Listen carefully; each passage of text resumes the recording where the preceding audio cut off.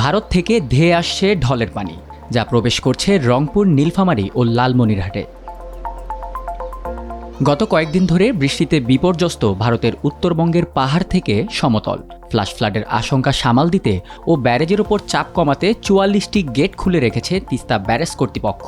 নদী এলাকায় যেগুলো আবাদ হয়, ধান আবাদ দিলে ক্ষতি হয়, যারা হয়তো ভুট্টা কাটবে তাদের জমিগুলো আবার ক্ষতি হয়। এগুলা মানে বিভিন্ন সাইডে ক্ষতি হয়, মানুষের বাড়িতে পানি ওঠে।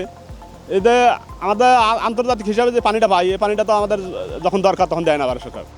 এমন অবস্থায় এখন রংপুরের কাউনিয়া পয়েন্টে বিপদসীমার উপরে তিস্তার পানি উঠেছে রংপুর, নীলফামারী ও লালমনিরহাটের নিম্নাঞ্চলের অনেক বসতবাড়িতে। রাস্তাঘাট ডুবে যাওয়ায় যোগাযোগ বিচ্ছিন্ন হয়ে পড়েছে ওইসব অঞ্চল। পানির চাপ বেড়ে যাওয়ায় বন্যা নিয়ন্ত্রণ বাঁধগুলোও ঝুঁকিতে পড়েছে।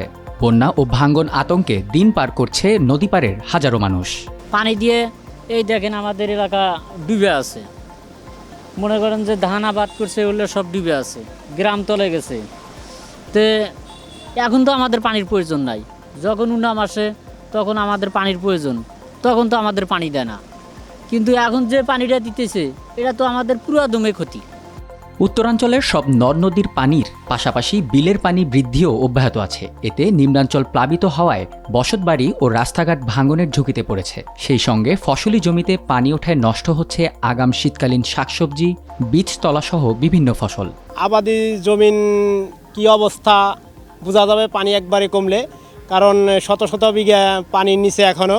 আমাদের এখানে তো এই যে ভাঙতেছে অনেক ঘর বাড়ি, ওই যে গাছ, এখানে বাড়ি আছে একটা, এই যে বাঁশের চুপটার এই জায়গা, এগুলো সব ভাঙে যাইতেছে।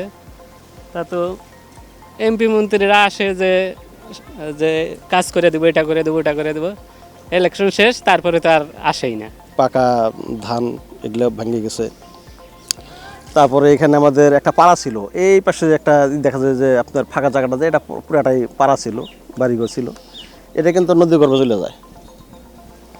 তো নদীর গর্ভে যখন চলে যায়, পানি বোর্ডের কাছে আমরা যখন যাই, পানি বোর্ডের এটার কোনো আমাদের আশ্বস্ত করলেও কিন্তু কাজের সাথে, কথার সাথে কোনো মিল রাখেনি।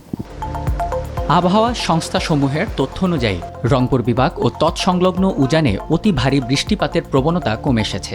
সেই সাথে পরবর্তী 2 দিনে তিস্তার পানি কমে বিপদসীমার নিচে প্রবাহিত হতে পারে।